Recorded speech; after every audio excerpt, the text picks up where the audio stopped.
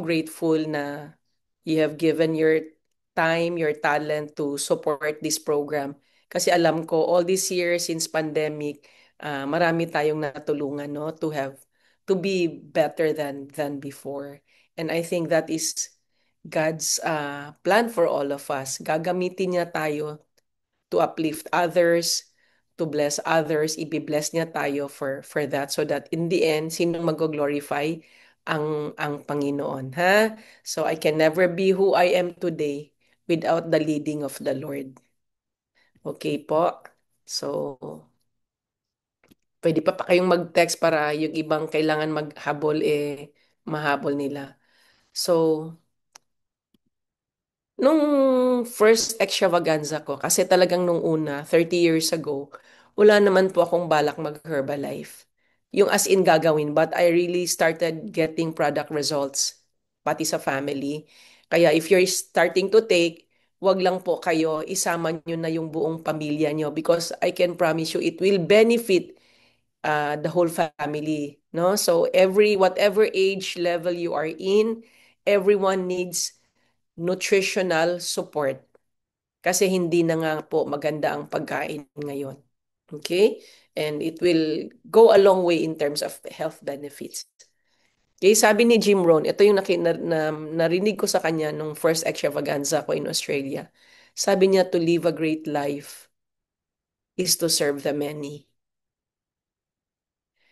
And alam nyo yan din yung plano ni Lord bawat isa sa atin. Later, there's a Bible verse that says, nandun ka pa lang sa womb ng mother mo. Okay, yan na talaga yung plano ng Panginoon. Remember, we have a great God. So whatever God has, you have it. You just have to learn how to activate everything and learn His words, His promises daily sa mga devotion mo na maging part ng buhay mo if you're not yet into that, no? So I really thank the Lord because ngayon magsi-67 very soon.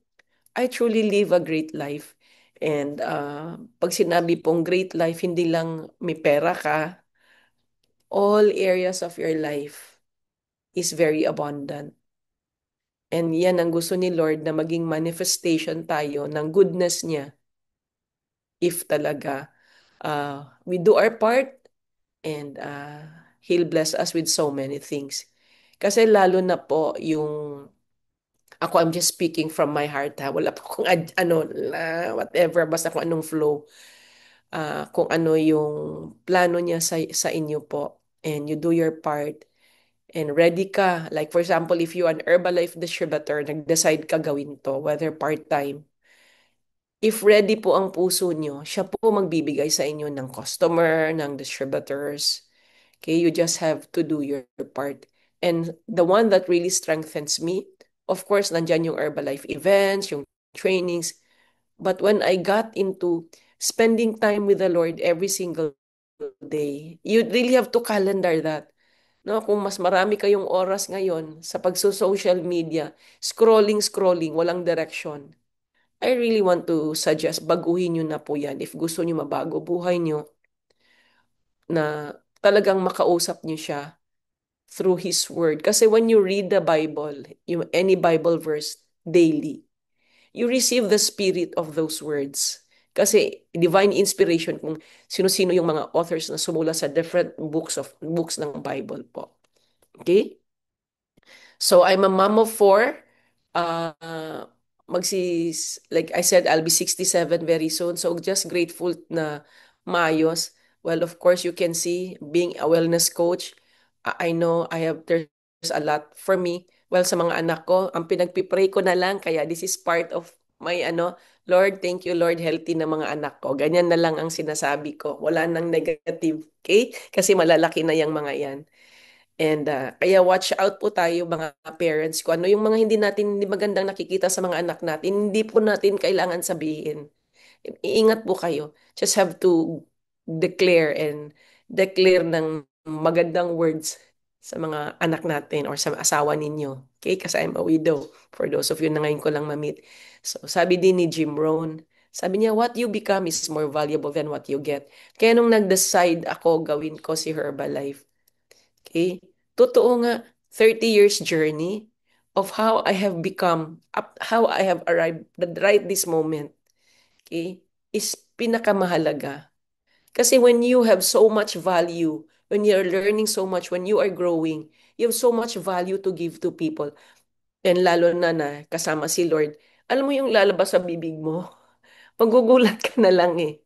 And siya na yan. And like kanina, when I started, I never had any script anong sasabihin ko at the start. Basta sabi ko lang, Holy Spirit, just take over.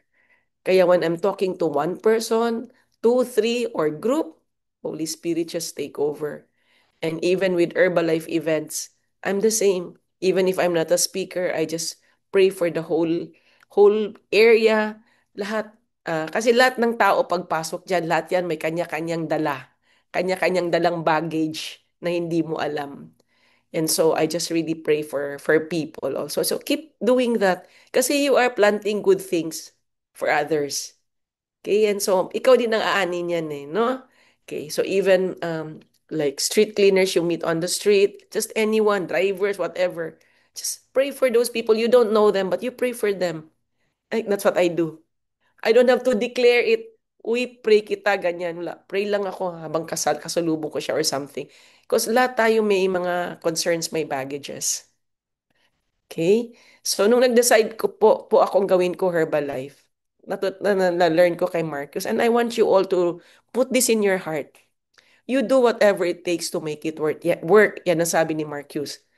Sa akin ba, madali ba lahat 30 years? Of course not. Kailang marami sa atin, hindi na makaantay. So, maghahanap na ng ibang opportunity. Huwag po ganon kasi si Herbalife is pang matagalan. Yung long-term gratification ang always tandaan nyo. Kaya kahit nung nagka-baby pa ako, age 39 and 41 years old, nagbe-breastfeed ako, hindi ko siya ginawang hadlang na hindi ako maka-Herbalife.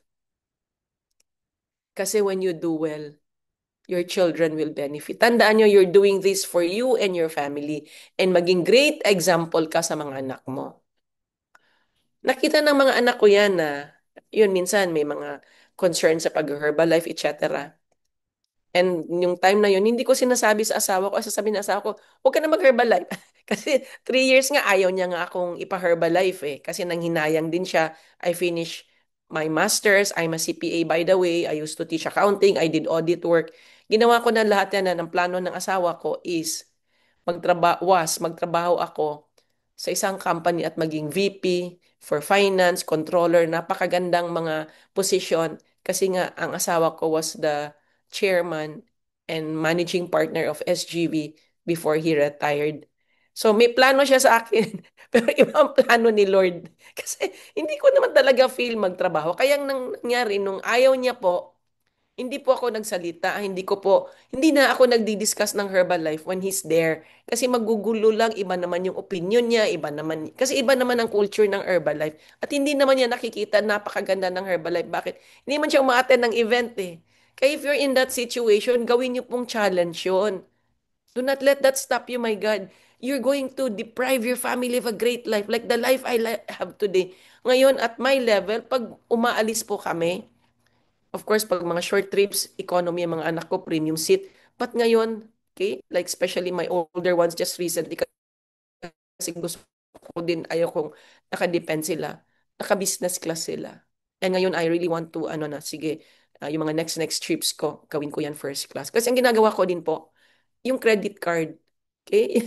Lahat ng biyahe ko, puro libre. Kasi purchases from Herbalife, iniipon ko. Kaya mamili po kayo ng credit card na lahat babayaran nyo. Huwag kang mag-credit card kung di mo kayang bayaran in one time. Kasi maraming credit card na may mileage. Iko-convert, iko-convert mo yan into miles points. Kaya like my trip last month sa UK was libre. I just paid $300. And then my upcoming trip September 17 in the US and Canada are also libre. One way is uh, All Nippon Airways, mileage, pag-uwi, Asia Miles, Cathay Pacific. Lahat yun points. Nakuha niyo po. You have to be You have to maximize kung anong ano. Kaya, pero kung magki-credit card ka tapos i-minimum mo, wag po. Wag ka na pong mag-credit card, putulin mo po yung credit card mo.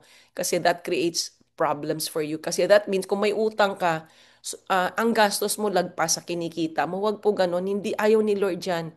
Tandaan nyo, like for me, like ko iniisip, lahat ng kinikita ko, hindi akin to.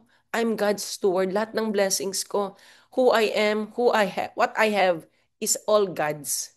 We're just really steward on this earth. Kaya wag niyo po sayangin yung mga kagaya nito, you're in Herbalife. That is the best opportunity sa 30 years ko po. Na kahit sino, basta ayusin niyo lang yung trabaho niyo araw-araw at nandun kayo sa training. Kaya hindi yung pag nahirapan na wala na, mag-quit na or maglipat na ng ibang gagawin. Wag. Hindi, I always believe, hindi po by accident na dinala kayo sa Herbalife. Kaya nung nagkaroon ako ng mga anak, hindi ko ginawang excuse yun. Kasi when you do well, your children will really benefit.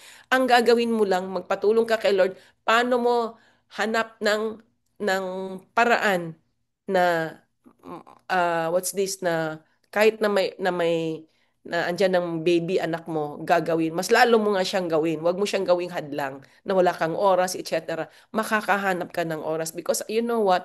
The enemy, alam ng enemy na he has great plan, God has great plans for you. He will always put many, many things in your head. Kaya pag hindi ka nagde-daily devotion, chances are, madadala ka sa sasabihin ng enemy, oo nga, hindi mo kaya, wala kang oras, bla bla bla. So balik ka sa dati.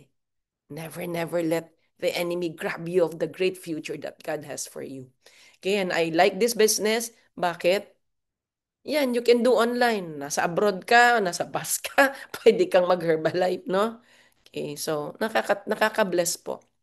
And another one, I recently visited the NC of Grace. Na-bless po ako. Yun yung sinabi ni Herbalife, ni Jim Rohn, na pag nasa Herbalife ka, you are investing life into life. That's why we have to keep growing. Because when you are growing, and then binibigyan ka ni Lord ng customer, distributor, wag natin sayangin, pagtsatsagaan po natin yon.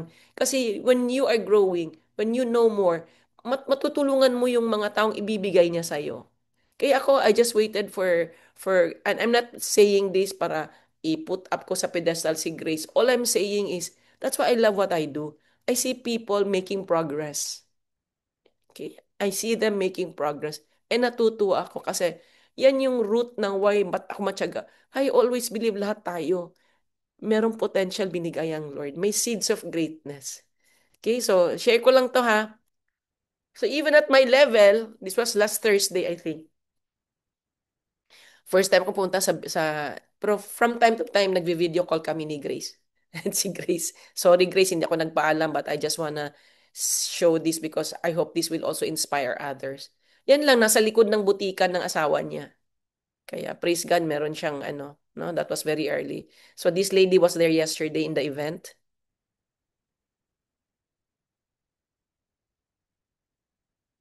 Kalat yung bag ko, sorry. Hindi ko napansin. Tapos ito yung mga bagong dumating. And ayan kami dyan sa labas. Then we visit another lady, I don't know if she's there, si Emmy. So ito pinakita ko din. The usual na pakita ko sa kay Grace, anong mga walk and talk na ginagawa ko, ganyan. Alam mo yun yung pag super overflowing ka with love, with care, for people, hindi mo na iniisip ano yung sasabihin ng tao, lalapitan mo sila, hindi na.